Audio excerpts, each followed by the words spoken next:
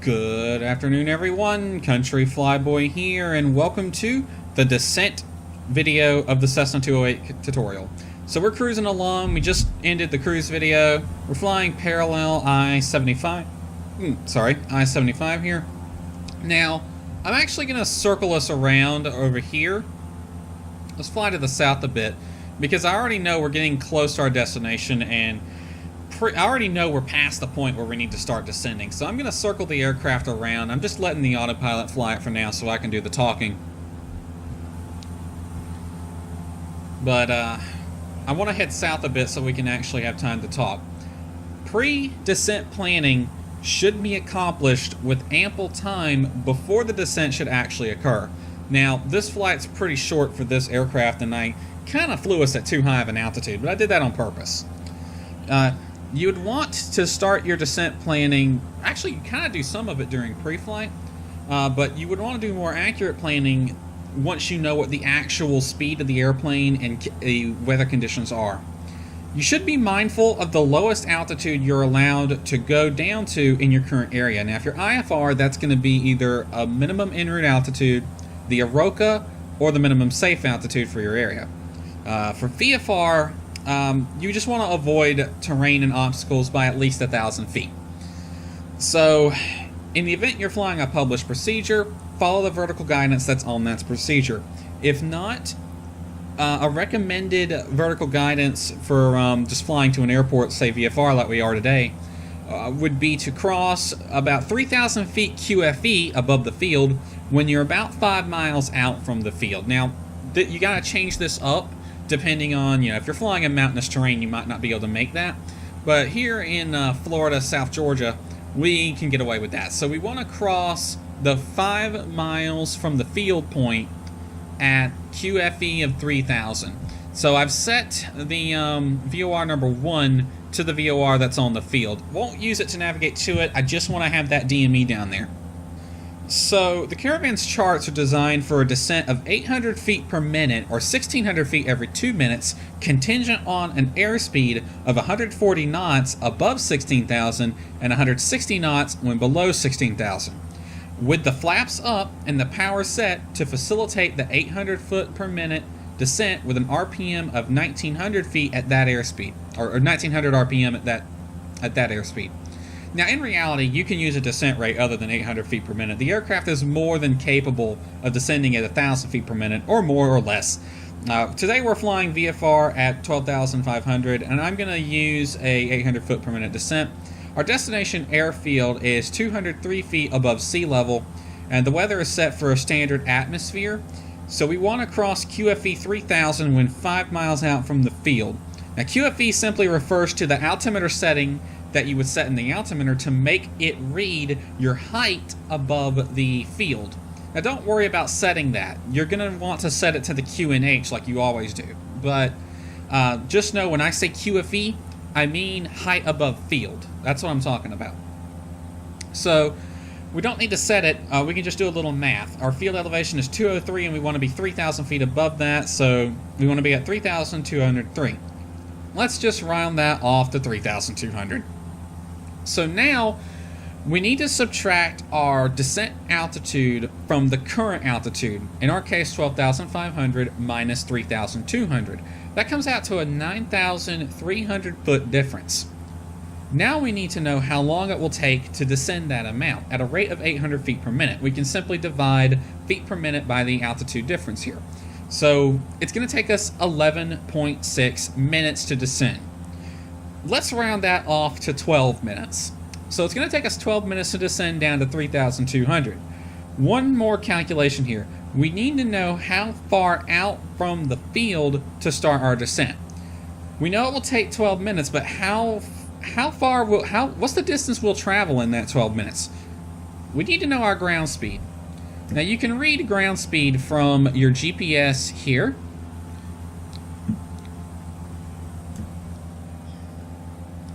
Or you can calculate it yourself using an E6B, if you have one.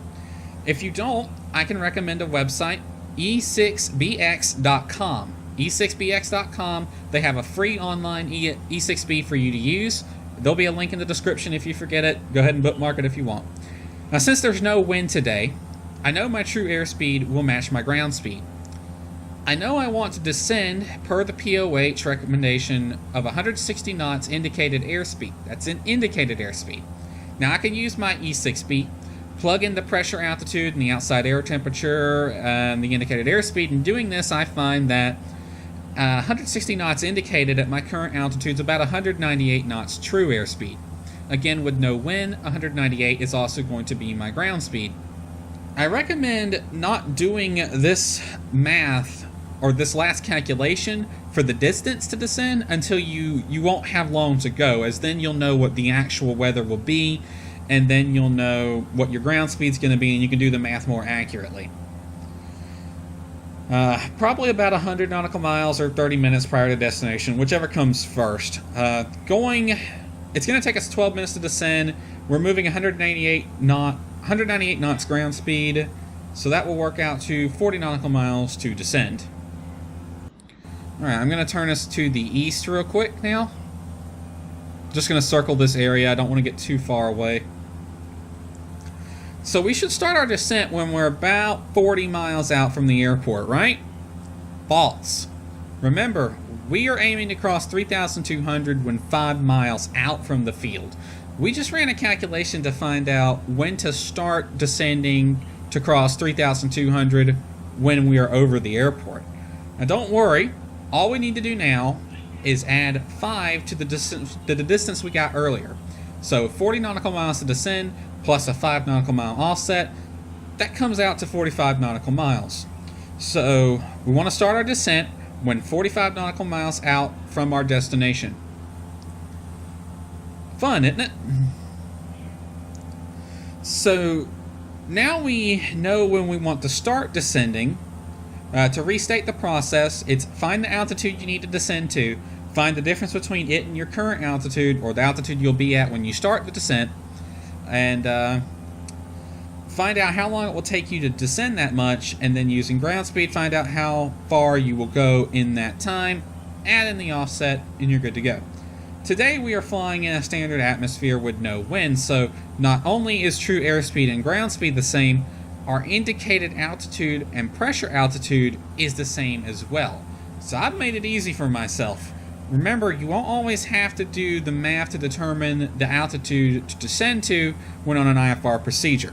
And you also have to adjust for the weather you're flying in. Now that we got the math out of the way, go ahead and turn back northbound.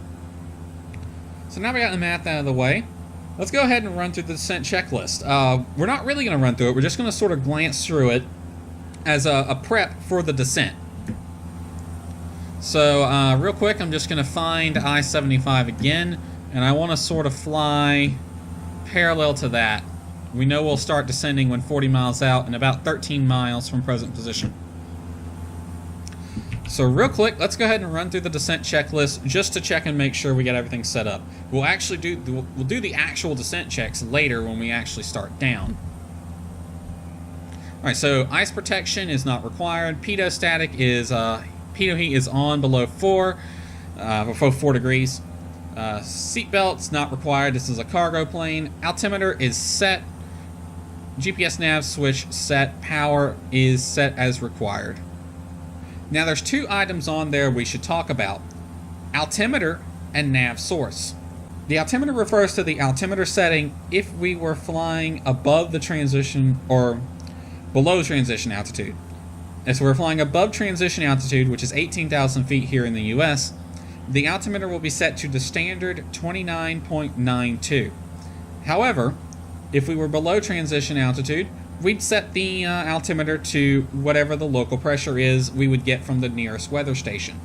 Now, when we're starting to descend, if we're within 50 miles of our destination, you can simply set the altimeter setting to the destination airport. Beyond 50 nautical miles, though, you should use the altimeter setting of a nearby weather station. It can get even more fun when the airport you're going to doesn't have a weather station of its own. The other thing to talk about is nav source. Now, we're flying VFR today, and I'm just using the heading indicator, and my nav source is my eyeballs. But if I was flying IFR, I need to set the nav source as required. If we were flying along an airway using the nav radios to track it, the nav source will be in V-lock like it is now. But if we were using our nav equipment, i.e. our GPS, it should be set to GPS, right there. So we want to decide on what our nav source will be during the descent. We also want to decide what the nav source will be on approach, and when should we switch to that nav source if it's different from the one we are currently using. So it would be set for GPS, but then we're expecting to fly an ILS procedure, so at some point we need to switch it from GPS to VLOC.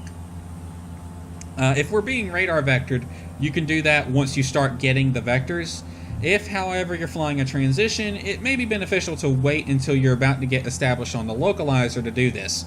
Depending upon when to switch entirely, deciding upon when to switch the nav source is beyond the scope of this tutorial. It's more of a general instrument procedure thing than it is specific to the Caravan. Alright, so I'm going to go ahead and fly us all the way to our top of descent, and we'll fast forward this to then, which will be in like 5 miles. Alright, we're 40 miles out. I'm not going to start descending down just yet.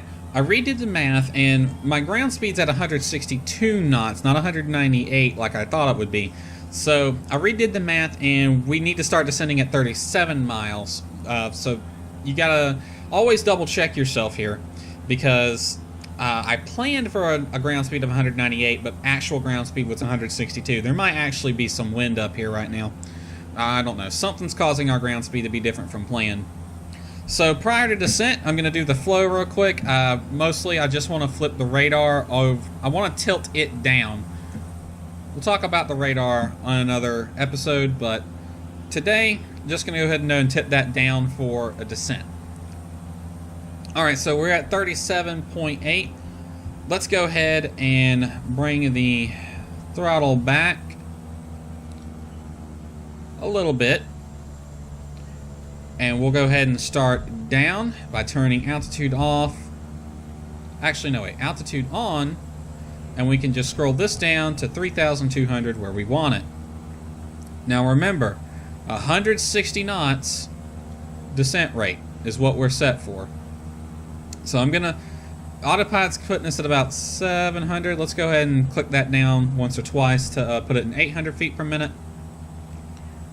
Throttle back, gonna have to throttle back up, and we want to be at 1900 RPM. So let's go ahead and advance the prop to 1900 right there at that red mark.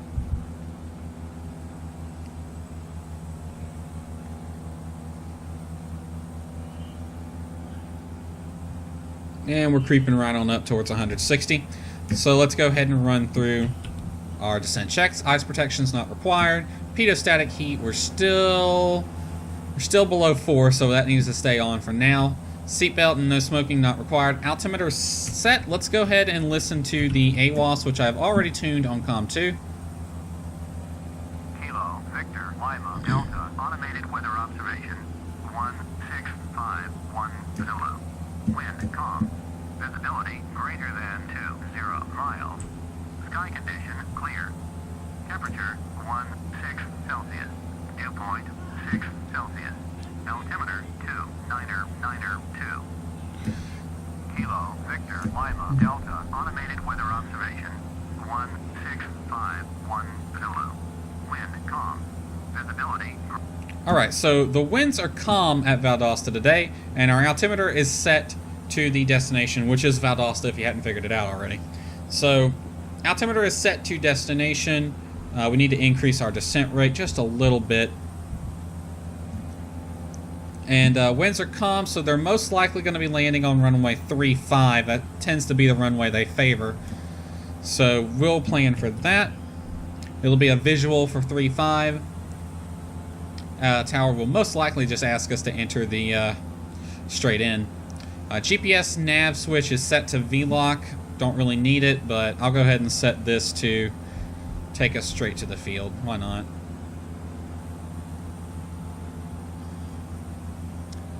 Alright, and power set as required to maintain 160 knots below 16,000 feet.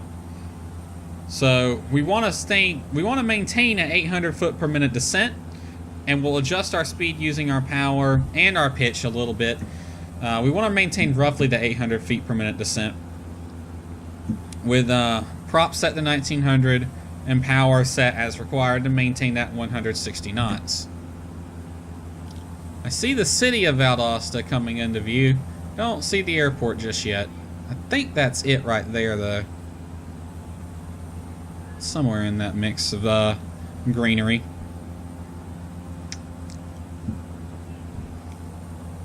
Now, during our descent, we will be readying the aircraft for approach, getting weather information, selecting the approach, and verifying we have the correct and current charts. One way to help us do this is to perform an approach briefing. Doing this allows us to read through the chart once we get everything we need and we can get set up. We also establish what will be done if something happens. Now, performing an approach briefing is a general instrument flying thing beyond the scope of this tutorial. Also, we're flying VFR, but we can do one for VFR arrivals. So your typical instrument approach briefing includes things like the minimum safe altitude, altimeter setting, airfield elevation, notes, NOTAMs, landing runway, stuff like that. So for VFR arrivals, I'd say we need to find what's important to us as a VFR airplane. So for our VFR approach, I'd say we want the airport elevation and the weather, including the pressure, winds, and temperatures, and the active runway and traffic pattern. The altitude that we want to descend to, the traffic pattern altitude, remember that's 1,500 feet above the field for us, with the not the normal 1,000 feet above the field. And we also want to know what to do in the event of the go-around. Most likely it'll be just a lap around the pattern again. We also want to know what the aircraft configuration. So just to let you know, the Caravan typically flies approaches between 75 and 85 knots with the flaps set to full.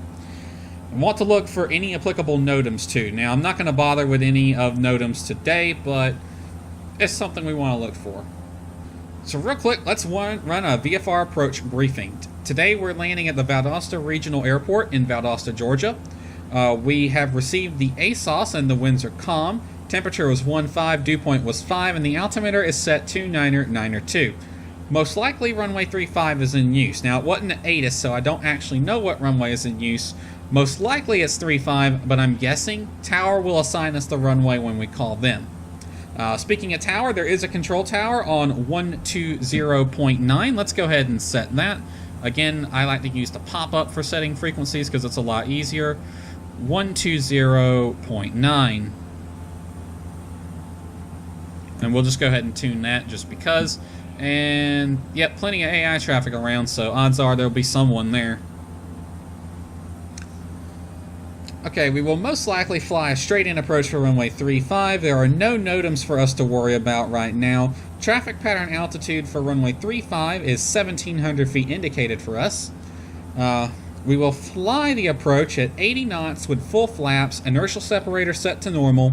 In the event of a go-around, we'll fly a left-hand traffic pattern or the traffic pattern designated by the tower if different.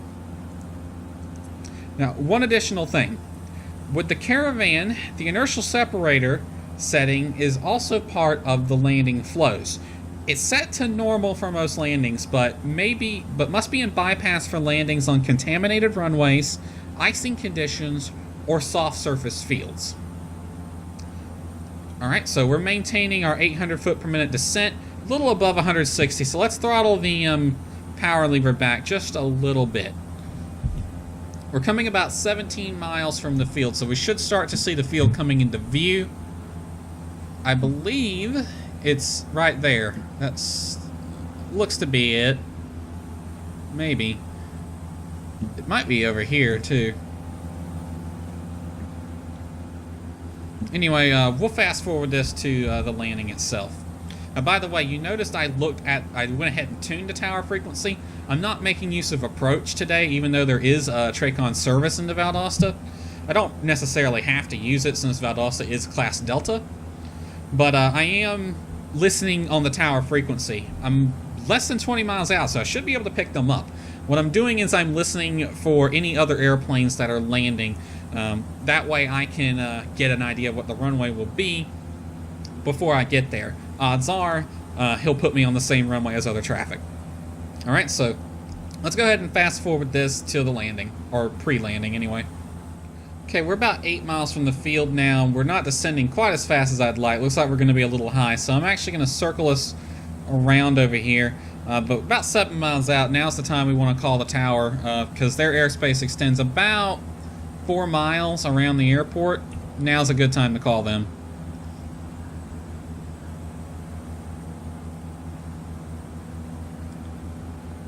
And we'll just request a full stop landing. Valdosta Tower, Cessna November, Niner Port 1777 miles southeast to land. Cessna November, Niner Port 177, Valdosta Tower, make straight in, runway 35. Alright, we are landing 3-5.